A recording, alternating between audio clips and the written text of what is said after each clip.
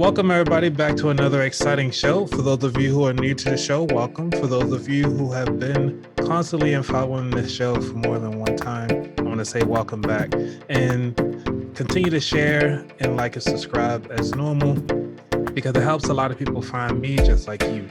All right, so today's guest is Monica Johnson. And the reason why I brought her on the show is because she's doing something that I've been looking into, which is what they call them things? Vending machines. Vending machines.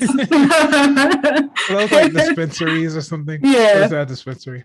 But it's one of those things that I've been diving into. And when I heard your name come up on the radio, 95.9, and I was like, oh man, she got to come on the show. I got to interview her. Because this is something that I really wanted to get into, and to find somebody that's local that's actually doing it is really a big thing. So how are you doing today, Monica? I am good. I'm tired, but I'm good. I think I just telling you, like, I'm like 3 hours behind in Oregon. So I'm here, but I'm here. I'm here. I'm good. How are you? I'm doing pretty good. So it seemed like that we have a similar story because we both started during COVID. And I started this podcast back in June, and you started vending from hearing about your story was during COVID and got you through. So if you can, for those of other people who never heard of you, can you kind of give us a background of who you are and your money story? Sure. So my name is Monica Johnson. As he said earlier, I am the CEO, owner, operator of Giants Vending Solutions. We are a full-service vending machine company servicing the DMV area. We provide customized products to all of our clients. So, if you are in a gym, we can get you more healthy food. If you like your traditional Doritos, donuts, or whatever it is people like, big Texas rolls, whatever it is that people like, we can provide those too. Once again, we just service the DMV area. And yeah, so I think for me, like you said, like I started during COVID last year. For me, I feel like COVID gave me so much clarity. Like, I don't know why, and I don't know if it was because we really didn't have anything else to do besides just sit in the house, but I feel like I just started seeing so many things just crystal clear. And I had always kind of been looking for, I guess, like passive income, like a way to make money. You know how the cool kids be like, oh, make money in your sleep. Like, Yep. You know how they say that.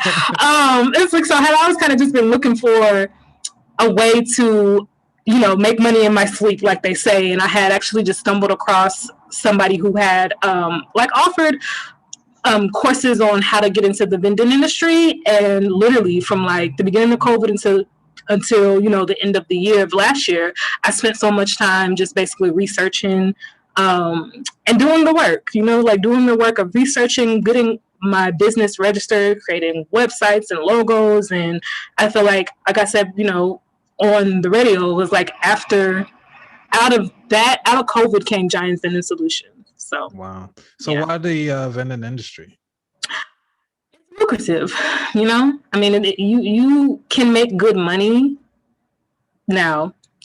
Pre-COVID, because COVID definitely. I think with COVID, definitely things have changed down. Just to be honest, it's still good though. Like even with COVID, like my machines have still been doing good, but it's a lucrative and it's easy to get into. It's something that you have to be consistent. You have to do the work, but it's not a crazy, rat race as some, industries are when you try to break into them. It's one of those type of industries where you just kind of set it and forget it. Once you do the work and you set everything up and you have your machines, you kind of just let it run itself in a way. So for me, I wanted to get into something that was easy and like easy to manage. And I felt like the vending industry was that. Now, were you working during COVID, or was it something that just kind of spurred up because you had nothing else to do? I was working. Yeah, I was working. So I am a firm believer in a 9-to-5. Okay, like I know people, they get these businesses and they're like, oh, when I work for myself, you see how on social media everything is a debate. and how it's always a debate on like entrepreneur versus 9 to 5. I am a firm believer. Listen, I'm like, to each his own, but for me, I like my stable check. I like knowing my checks, when my check's gonna be. I like my 401k and my good government benefits. So for me, I've been working, throughout COVID at my full-time regular job. I have no desire to be a full-time entrepreneur because I got good government benefits and I want to keep them. So, so I just really been doing both. I mean, I've been doing both. And I mean, the blessing of like the vending industry is that you can go on a Saturday and fill all your machines up. You don't even got to take any time off of work. You can just go on a Saturday and handle everything. So how often are you filling up these machines? So I fill up my machines bi-weekly. I go every 2 weeks, fill them up, take all the money out, change out the snacks, clean them up a little bit. I always try to disinfect my machines, but bi-weekly. Wow. So like when you say you service, like do you also service the machines too, like others besides your own, or do you just focus on your machines now? So I only handle my machines, and when I say service, I mean in the sense of if there's maintenance issues, we handle those. If they're running low on snacks, we'll refill them. Those type of services. I'm not a maintenance person, so I can never go and help nobody else with their machines because their machines would probably never work. But service basically means like I'm responsible for my machines. So if there's anything that's wrong or needed with my machines, like my team will handle that. Nice. Because this is one of the things that Warren Buffett had gotten into, which was the vending industry before he started his whole venture. So to see that something that happened back in the 40s, I'm not sure how long ago that was, but to see that go from the 1940s to now. So do you take like credit cards and cash and everything like that, or how does it work? I take it all. We take credit. Like, listen, if I can get EBT, no, just kidding. But I take it all. I take credit cards and your regular coins and your dollar bills. Yep. So we take it all. Right. So no Amazon Pay yet? No Amazon Pay, no Cash App. I don't even know if that's a thing, but if it is a thing, I want in. I haven't seen no machine like that, but as soon as it becomes a thing, listen, you could PayPal me for your Doritos or something. We can see if that becomes a thing, but no. So how does one get into the whole vending industry? You have to do your research. I think that's step one. I think you have to do your research and you have to know what you're doing before you kind of just go out and buy a machine. Some people they just go out and buy a machine and they're like, oh, it's easy. We'll just buy a machine and place it. But it's like, no, you can't do that. So it's a lot of different steps you have to take in terms of, deciding that you want to do it, creating your LLC, getting all your business, formation type of stuff handled, creating a website, your logos, social media channels, and then once you kind of get all that, you start to kind of like search for locations. And this is just a very fast-paced type of like plan to get into it. But once you get all your formation set up, the business formation set up, you kind of look for locations or look for vending routes. Now I will say, people go other routes, people don't get things LLC, people don't get EINs, and that's between you and your taxes. That like over here we dot our I's and we cross our T's, because I'm just a firm believer in being proactive instead of reactive. And I think when you do certain things, people will find out, or the government will find out, and when they find out, like, I don't want to be on the other side. So I'm not saying you necessarily need an LLC, but I think that doing it right the first time is the best move, so you don't have to do it later on, So it's basically just about getting your business, handled. Like, you have to get your business structured, make sure you have all the legal aspects of it handled, and then you hit the ball running looking for locations. Yeah, so out of all the industries, I know you said that vending was the most simplest and easiest for you. When it comes to vending routes, because you did mention that, is that something that you actually go out and seek vending routes, or do you actually kind of create your own? So there are two different type of ways you can get, go about this in the vending industry. So a vending route is basically when you take an already established location and a machine over from a seller. So you'll have, say, somebody who's been in business for 40 years and they're like, I'm looking to retire and I want to sell you my locations. You basically buy the locations from them. You buy the location and their machine. Whoever manages the location, the person retiring will just be like, hey, this is your new point of contact. I'm out. Contact her, and you are now the owner of those machines. You also can do like a new location, which is where you go to these locations that you are interested in. You speak to their managers, or you speak to whoever the decision maker is, and you basically pitch to them. You pitch and say, this is why I think you should add a vending machine here. This is the benefits that will bring to you, and you constantly have to follow up with them and kind of like sell them on the idea of installing a vending machine. And that's usually the two routes that you take in terms of like getting a vending machine set up. I will say that going the vending route option, when you purchase, a machine and a location from somebody, it's more convenient and it's easier, but it's costly. Like when you buy a vending route from somebody, that can run you anywhere from like 15 to 5,000, because you're buying the machine and the location, so versus you finding a location yourself, that can run you about $1,000, because a vending machine on its own is about $700, like a used vending machine, because vending machines last for a really long time. So they're about $500-$700. Then you have to pay movers to move it into the location. So you're kind of you're about like $1,000, if you're going into a new location. So those are the two ways you can kind of set things up. Got it. So you mentioned some of these benefits. What are these benefits that you talk about for the businesses to have a vending machine? Well, I think for one, it increases productivity.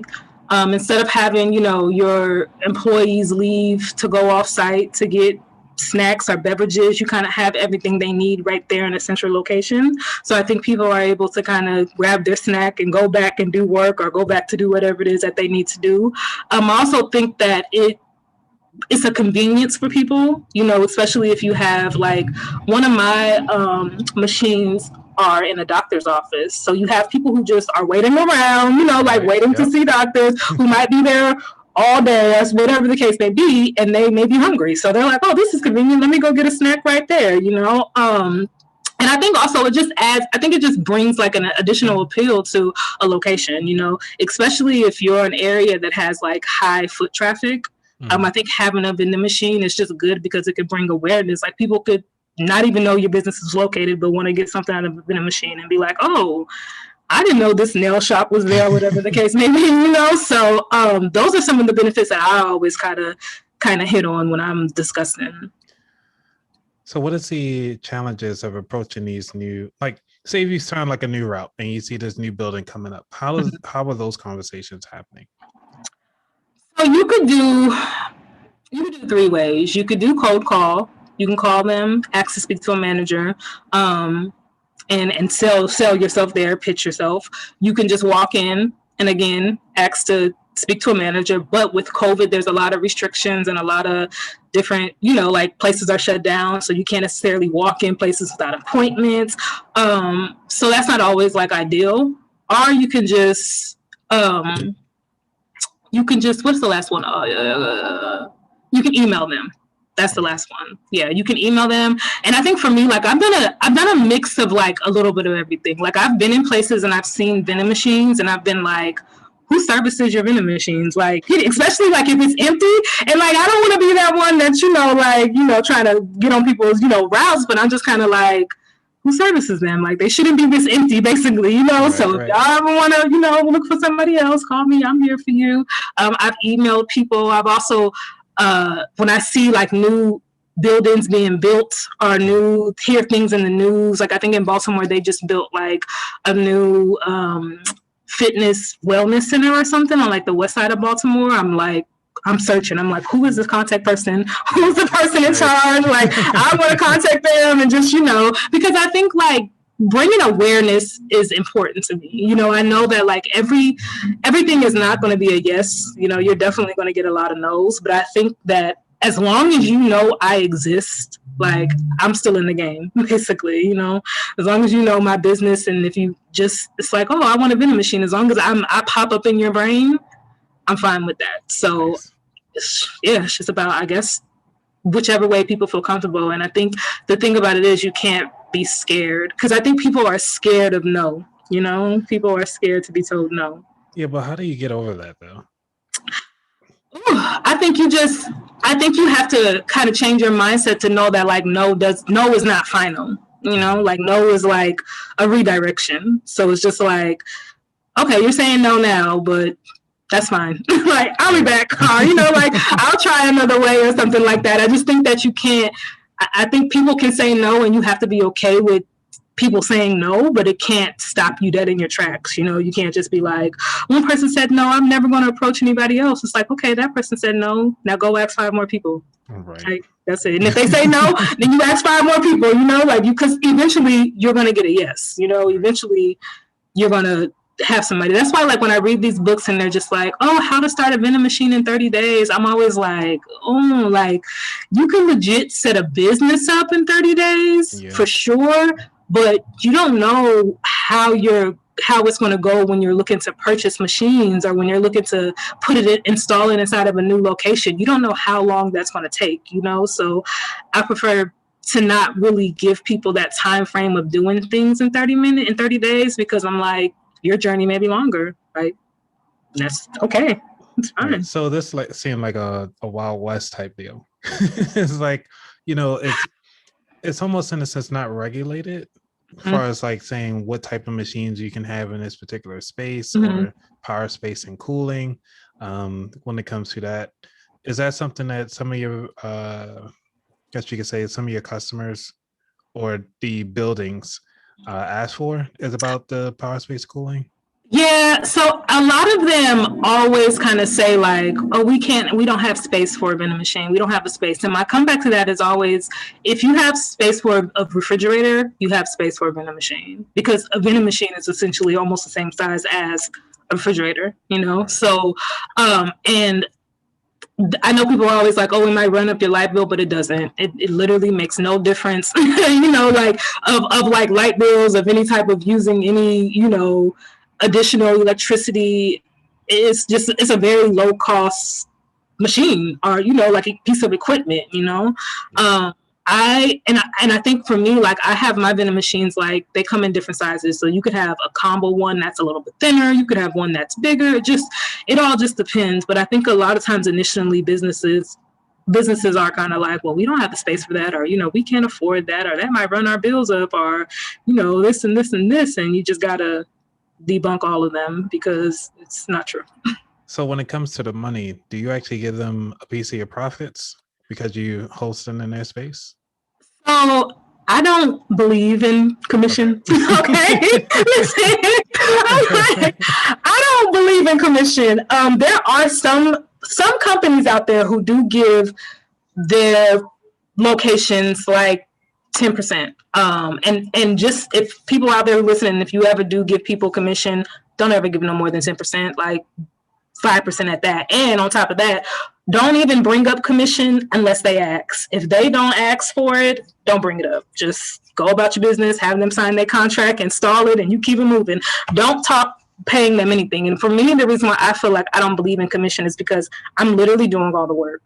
You know what I mean? Like, I'm installing this, I'm servicing this, and I'm providing you a benefit. I'm providing your business, your employees, your customer a benefit. So I have to pay you too? Like, it's like I get it, but I'm just like, I gotta pay you, and I'm putting all the snacks in and installing this, and anytime if there's a vending issue and you have to call out a HVAC person, that's like $250.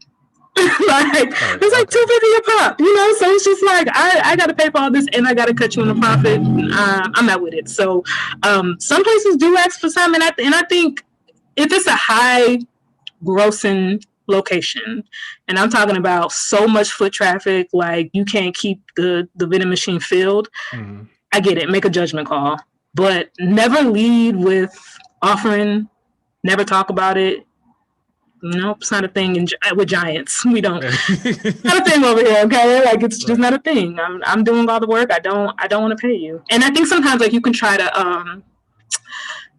just if a location does mention like, hey, we want to be, we want 10% of the profit, you can just try to be like, well, what if I, donate to a charity, or what if I, do something like this in your honor, or I don't know, you can just kind of swing it however you want to swing it. I know for me, my go-to is always, I just restate my benefits of like that I'm providing them, and being like, this is a service to you. I'm providing you a service. Right. Yay. Yeah, it's one of those things that is highly overlooked. And I had heard in my research for vending machines, because this was something that I was interested in for a little bit, which is to offer like, hey, I'm going to clean up the space where the vending machine is at. Like maybe a 5-foot radius, to at least make sure we have a clean space, or I'll probably sweep something. I heard that happen, and that worked out for some people. Yeah. So I was just kind of curious to see what have you came across.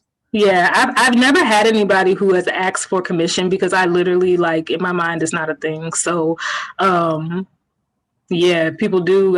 I'll just swing it and just be like, but I'm giving you a service. Like, what more do you want? Like, no, but it's a thing though. I mean, some people do want their rent, but I don't believe in that. I don't support it unless it's a location that's just like amazing. I'm talking about, I don't even know. I'm like, a venue, a big old concert hall, or a big old venue, that's, like something like 16,000 seats or something. That's when I'll be like, all right, I'll cut you in. But a doctor's office, sir, no.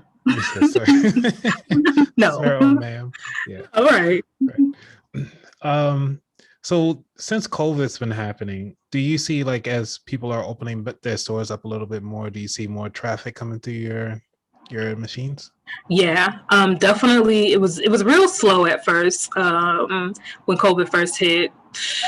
Probably like maybe $50, if that, and that was at the essential type of places. That was like at my doctor offices where people got to go to the doctors. But other locations, that COVID definitely had an effect on just the vending industry in general, but I think now that things are opening up and people are back outside, I see it coming full circle. I see like, people, and especially, with the good weather, I see it's coming back alive. So it's been nice. It's nice to, cause some locations like didn't really get serviced at all. It was like, kind of like, for what? There's nothing here. Like, let me just disinfect the machine, and there's no purpose in filling it back up because nothing's happening. But yeah, now it's definitely been good. Has there anything, any of vending machines that you were surprised that sold more than the other? Like plain Utz versus honey barbecue? Ooh, so what is like, you're talking product wise, right? Product wise, yeah. So what's a hit is these butter crunch cookies. Yes, I love those. And I had no clue what butter crunch cookies were, but are you serious? Listen, apparently they used to be sold in cafeterias or like at school or something. Yep. So apparently, like, oh my God, like apparently they're a hit, and I'm just like, I have no clue. When I tell you people love those cookies, yes, I'm like, I'm gonna give y'all what y'all want. Y'all want these butter crunch cookies? You're gonna get them. But that is a top seller for me. Like, yeah, I need like 2 cases if you got 2 cases. Oh my God, like, I'm just like, my whole basement is basically becoming a butter crunch factory, right? because people love those cookies, and I'm just like, maybe it's an East Coast thing. You think it's an East Coast thing? I knew from in all the city schools that I've been growing up in, especially in the inner city schools, it was butterscotch crunch cookies in line every day, and I had those in a honey bun, the glaze with the white glaze on top, and a grapefruit juice. So you been we had the whole thing down. You was like, I had a grapefruit juice. You had it all down. So I never knew because I didn't know what they were. But everybody was just like, yeah, and they come in chocolate or strawberry. I don't know what the flavor they come in, but Those are, the chocolate chip listen, ones. Yeah. and it's crazy because like I consider myself a sugar baby. Like I like all things like sugar, cake, pie, cookies. You give it to me all. So I never got to experience it, but now I see that they are all the rave. So people always ask for them. They request them. I go service some machines, and they have little sticky notes on them that say, "We don't have any. We need more butter crunch cookies." Or they'll put like their little request on it, and I am all for pleasing the people, so I'm going to give them what they want. But that is definitely a high selling product for me. Yeah, because I was actually. It's funny that you bring that up because it was I was on Amazon and Walmart trying to price match to see who got the cheapest box. You serious? You serious about them cookies? But you know they have Sam's Club. Are you serious? Yeah, that's what I get them. Because Walmart owns Sam's Club. Yeah, they have Sam's Club. Right. You get a big old box. It's like I don't know how much it is. Maybe like $12. They said 18 of them on Walmart.com. 18 of them for like $20, something like that. Yeah, it's something like that. Yeah. I know, right? Because this is a serious conversation, y'all. Okay, these butter crunch cookies are not to be played with, but they are Sam's Club. Now you over there like, so I got to make a move. Right. Now you're like, I got to make a move. But definitely this weekend, I'll probably just get a Sam's Club just for that. Just for the cookies. I love it. That is hilarious. Oh man! So when it comes to doing this vending machine, I'm gonna try to talk about a little bit in the features. When it comes to generating generational wealth, do you think this is a good avenue to kind of go? Absolutely, absolutely. This is a great avenue, I think, for generational wealth because it's stuff. This is something you could eventually pass down. You know, like if you get so good into this industry, and I met a guy like a couple weeks ago who had been doing this for 40 years. Like he had all type of, locations and stuff like that. Like this is legit. And this is why, once again, I say like, legitimize your business because this is something you can absolutely pass down to, like your family, your kids or whatever, and you could continue to make money off of it. Now, I don't know what vending machines will look like in the future, like I don't know what type of spaceships and, different type of things will be happening with vending machines, but I think it's a start for generational wealth. I think it's a start for teaching just young kids or just whoever, like different ways or different avenues to make money and even to run a business. Like I think it's a start. Yeah, because I was looking at your story that you recently posted talking about your education history, and I was like, you have a master's degree, but also doing vending machines. I was like, right? That is awesome. So what, like, do you feel that vending machines are, obviously you don't see them as below you, but do you feel as though this is something that at any age range or any type of education someone should get into? Absolutely. I mean, I don't even think education is required or like is a thing when it comes to the vending machines because it's so simple, as long as you are willing to do the work and willing to learn, like anybody could do this. Like, and I think the thing about it is when it comes to making money, like nothing is below me. Like if you're going to pay me, I'm showing up. Okay. Like right. if I need to go work, I promise you having an MBA, whatever the case may be, if I want to make money and I'm like, yo, I'll go work at Amazon. Like Amazon going to pay me. I'm showing up because I like money. So nothing's ever beneath me. I feel like, I mean, when it comes to like making money, I mean, now I ain't going to go out and be like, trap star or nothing like that. But so it's some areas that, you kind of like, all right, we can't do that. But if it's making money and it's good money, I say go for it. So no, I don't think like me having an MBA, and that's even more reason to kind of start your own business from the ground up. It's because I have an MBA and because I have training in business administration and applications and stuff like that. But vending machine, the industry, this is for anybody. Anybody could do this. I mean, I've seen kids who are owning and running. Well, I don't know if they own it because I don't know how old you have to be to start an LLC. But right. I've seen kids who are running vending machines and have them in their name. And I mean, you're never too late and you're never too old to start. And it's a lot of money out here, so get it.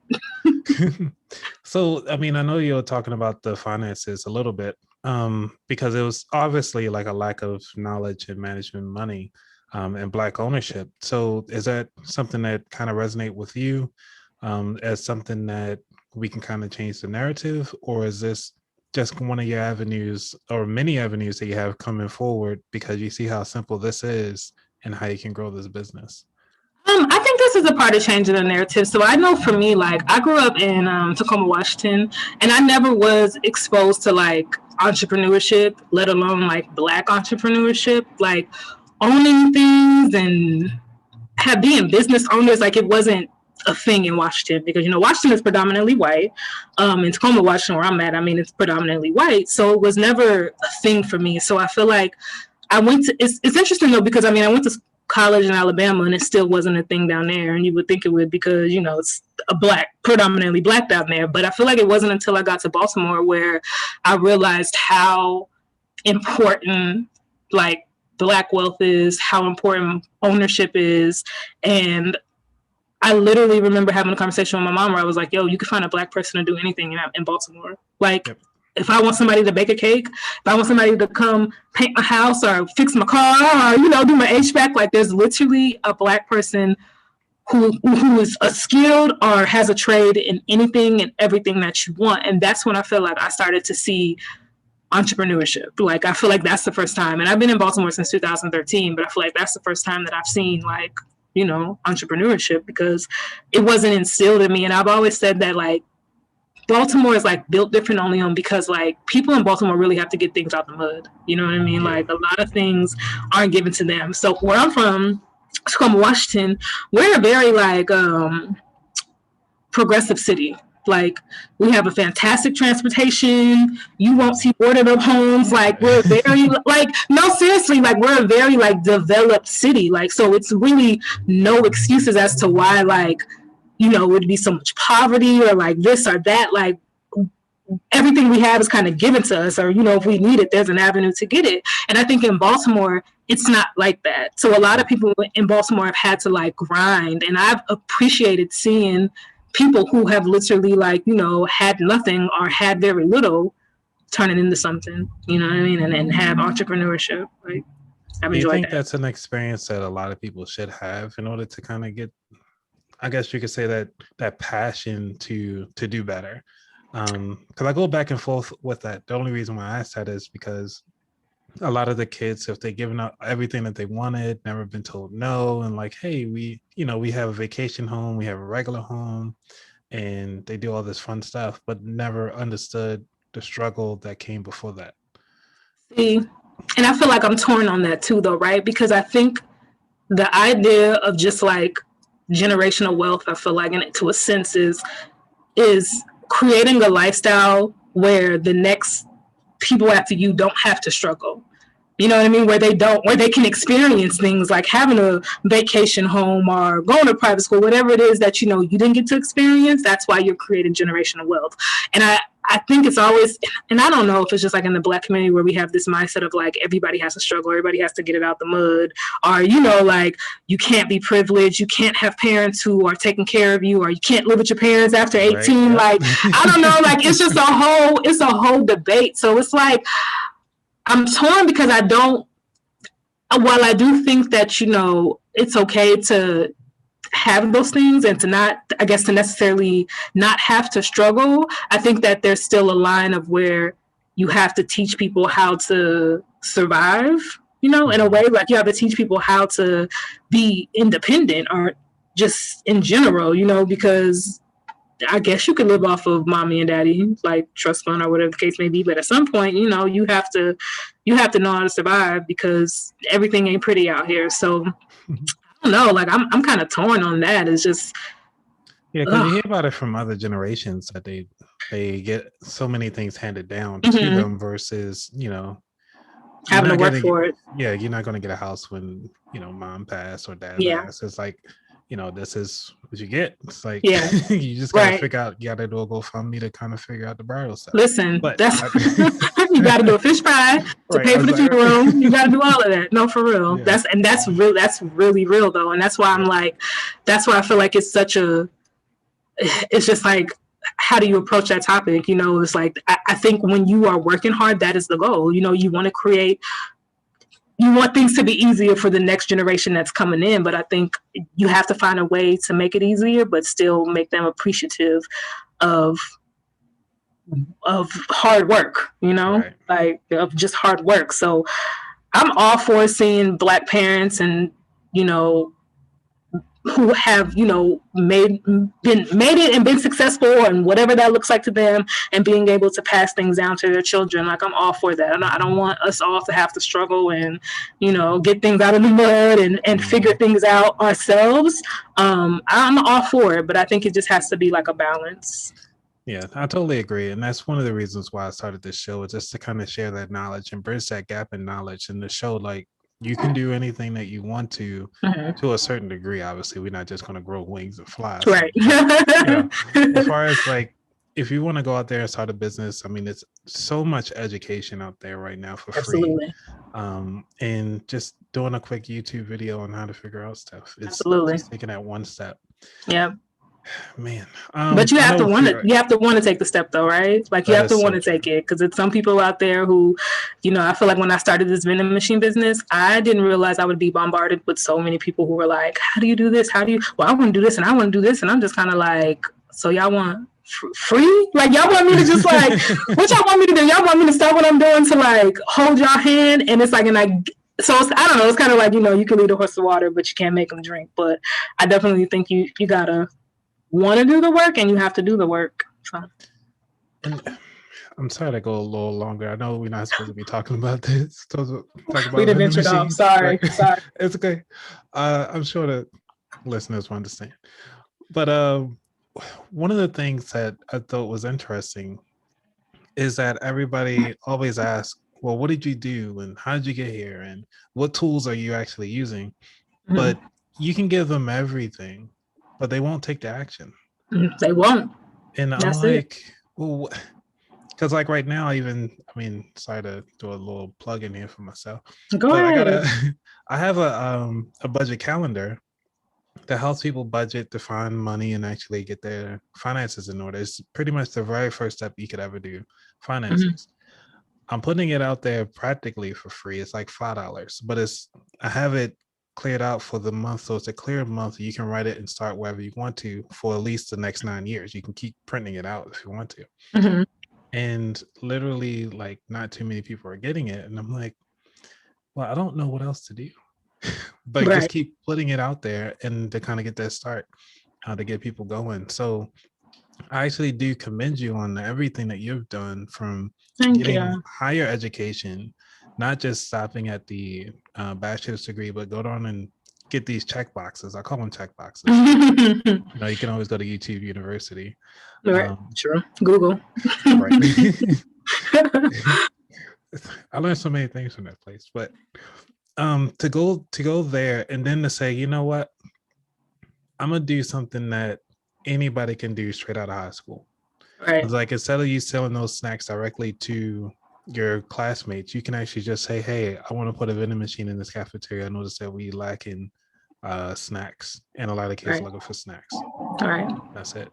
And I'm like, that is awesome. That it's kind of sad, and that we have to go so far then to take the steps back to kind of understand, like, it's that simple. Right. But yeah, I'm sorry, I digress on that one. No, I feel like that's real. And I think people have good intentions, but I think people are scared of their own capabilities. You know what I mean? So I think that's a lot of the reason why people don't start, because when you don't know how to do something, a lot of people get frustrated and just be like, whatever, I'm done, I'm over it. And then you got those people who are like, you know what? I don't know how to do this, but I ain't moving until I figure it out. So it's different. And I noticed, I forgot one thing we didn't talk about. Which school did you go to for your last one? Morgan State University. Go Bears! Right, go Bears!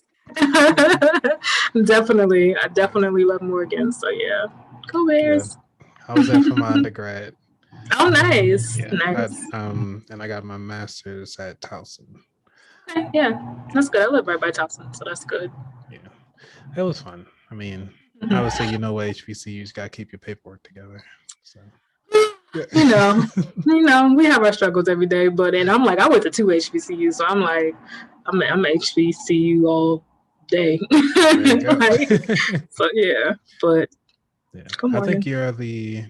you're including myself, I think you're the 5th person from Morgan I had on this show so far. Oh, nice. See, we making way.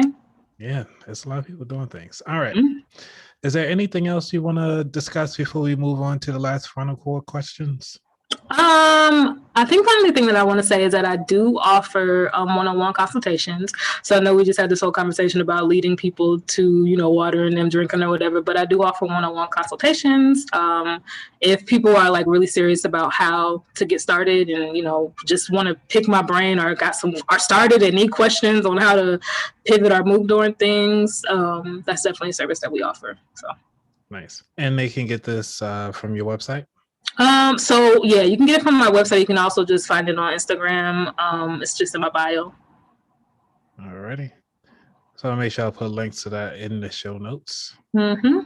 Alrighty. So you ready for the final 4 questions? I am. Alrighty. What does wealth mean to you? So wealth to me is having the ability to say no to things that don't serve you. Right? Like I think creating such a life or such a place where you can become picky or you can decide what you want to give your energy to and what you don't want to give your energy to, or what's going to serve you and move you along in life. That's wealth to me, like, yeah, I dream of having that. I mean, I guess we all can say no to things we don't want to, but sometimes, like I said, no makes people uncomfortable. So people are scared to no. So sometimes they say yes. So yeah, wealth to me is just having that freedom. Nice. What is your favorite financial book or non-financial book? So my favorite financial book is You Are a Badass at Making Money by Jen Sincero. And I love that book, right? Because I've always, I have these discussions with my friends where I tell them that, money is like a mindset, you know what I mean? And I feel like you have to kind of change your mindset and change your relationship with money in order to get better at it. So this book kind of talks about changing your mindset of, the way you look at money, the way you speak about it, and all that good stuff. So that's one of my favorite financial books. Nice. That is actually a new one. I have to add that to my list. Yeah, it's a quick read. It's pretty good. Nice.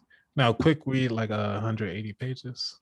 I think it's like maybe, but it's like it's big font, so it's like okay. Yeah, so it's like 100 pages, but it's like it's big font though. So okay. Yeah, no. You're like, I won't be reading all day, but no, it's a quick read. Thanks. What did you learn from your worst job? Oh, for my worst job, I learned that reputation matters. I think sometimes when we go into jobs that we hate, we kind of get this attitude where it's like, I'm not doing that because that's not my pay. That's below my or above my pay, or that's not in my job description. And we just have this sour attitude. But I think people fail to realize that your reputation is going to follow you. You know what I mean? And I'm a big believer in I do good work for myself because I know what I'm capable of. I don't do good work for my boss or for the organization. I don't do it for any of y'all. I do it because I know my talents and I know what I'm capable of.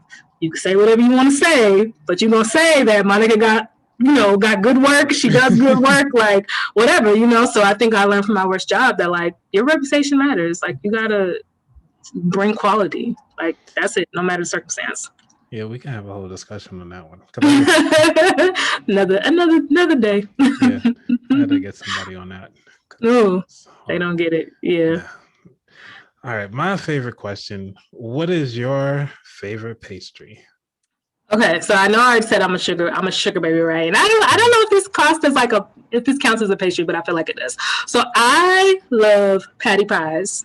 Patty pies, like the little sweet potato pies that you get from Walmart, and they be coming out November. Listen, the way you feel about them butter crunch cookies, that's how I feel about these patty pies. Okay, I go to town on these patty pies. No lies. That is my favorite.